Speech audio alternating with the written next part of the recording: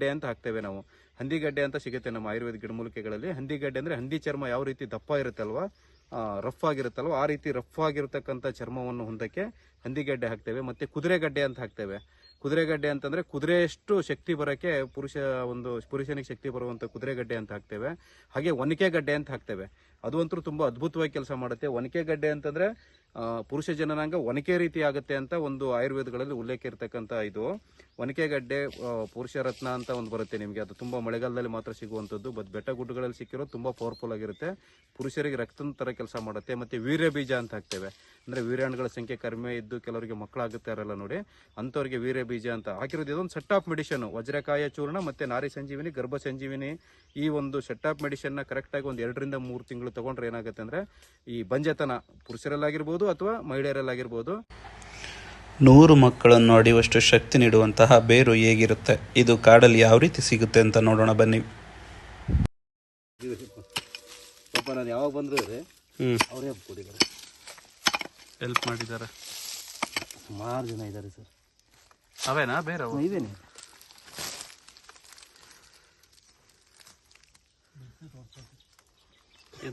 ಅವನ್ ಕೈಯಲ್ಲಿ ಹಿಂಗನ್ರಿ ಮಾಡಿ ಆ ಕಡೆ ಇನ್ನು ಆ ಕಡೆ ಒಂದ್ಸರಿ ಇದು ಮಾಡು.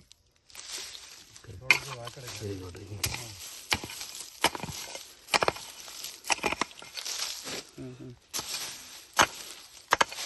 ಇದು ಹೋಗ್ಬಿಡುತ್ತೆ ಕೊಡ್ರೆ, ಇದು ಗಿಡ ಹೋಗ್ಬಿಡುತ್ತೆ.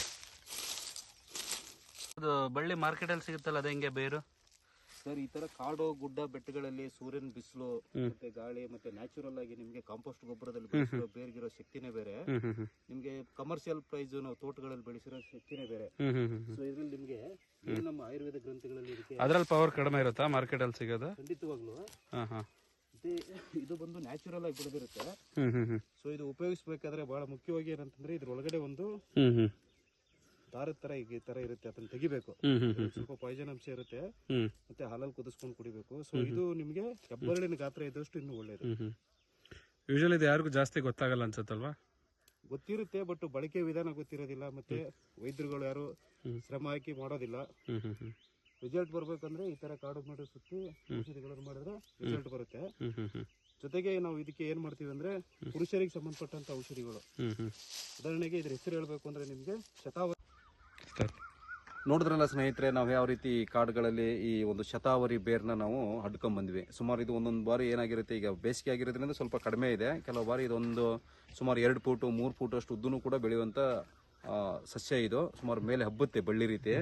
ಸೊ ಇದು ಶತಾವರಿ ಅಂತಂದ್ರೆ, ಶತ ಅಂದ್ರೆ 100, 100 ಅಂದ್ರೆ ಶತ ಅಂದ್ರೆ 100, ವರಿ ಅಂದ್ರೆ ಹಡೆಯು ಅಂತ. ಈ ಶತಾವರಿ ಬೇರನ್ನ ಹೆಣ್ಮಕ್ಳು ಬಳಸಿದ್ರೆ ಹೆಣ್ಮಕ್ಳ ಗರ್ಭಕ್ಕೆ 100 ಹಡೆಯುವಂತ ಶಕ್ತಿ ಬರುತ್ತೆ ಅಂತ, ಹೆರಿಗೆ ಆಗುವಷ್ಟು ಶಕ್ತಿ ಬರುತ್ತೆ. ಮತ್ತೆ ಹೆಣ್ಮಕ್ಳಲ್ಲಿ ಕಾಣಿಸ್ಕೊಳ್ತಕ್ಕಂಥ ಅನಿಯಮಿತ ಮುಟ್ಟು, ಬಿಳಿ ಮುಟ್ಟು, ಮತ್ತೆ ಕೆಂಪು ಮುಟ್ಟು, PCOD, PCOS ಅಥವಾ ಗರ್ಭದ ರಿಲೇಟೆಡ್ ಯಾವುದೇ ಪ್ರಾಬ್ಲಮ್ ಇದ್ರೂ ಕೂಡ ಈ ಒಂದು ಶತಾವರಿ ಬೇರೆ ಬಳಸೋದ್ರಿಂದ ಬರುತ್ತೆ. ನಾವೇನ್ ಮಾಡ್ತೀವಿ ಅಂದ್ರೆ ಇದಕ್ಕೆ ಮತ್ತೆ ಈ ಶತಾವರಿ ಬೇರಿಗೆ ಇನ್ನೂ ಕೆಲವು ಅಶೋಕ ಆಗಿರ್ಬೋದು, ಲೋದ್ರ ಆಗಿರ್ಬೋದು, ಮತ್ತೆ ಈ ಹೆಣ್ಮಕ್ಳಿಗೆ ಗರ್ಭಕ್ಕೆ ಸಂಬಂಧಪಟ್ಟಂತ ಆಯುರ್ವೇದಿಕ್ ಗಿಡಮೂಲಿಕೆಗಳನ್ನು ಮಾಡಿ ಒಂದು ಸೆಟ್ ಆಫ್ ಮೆಡಿಸಿನ್ ಮಾಡಿರ್ತೇವೆ. ನಾರಿ ಸಂಜೀವಿನಿ ಮತ್ತೆ ಗರ್ಭ ಸಂಜೀವಿನಿ ಅಂತ ಪೌಡರ್ ಫಾರ್ಮಲ್ಲಿ ಇರುತ್ತೆ. ಅದೇ ರೀತಿ ಪುರುಷರು ಕೂಡ ಈ ಒಂದು ಬೇರನ್ನು ಬೆಳೆಸಿದ್ರೆ ಅವ್ರಿಗೂ ಕೂಡ ಅಷ್ಟೇನೆ ಶತಾವರಿ ಅಂತಂದ್ರೆ 100 ಮಕ್ಕಳು ಮಾಡುವಷ್ಟು ಪುರುಷರ ಜನನಾಂಗಕ್ಕೆ ಶಕ್ತಿ ಬರುತ್ತೆ ಅಂತೇಳಿ.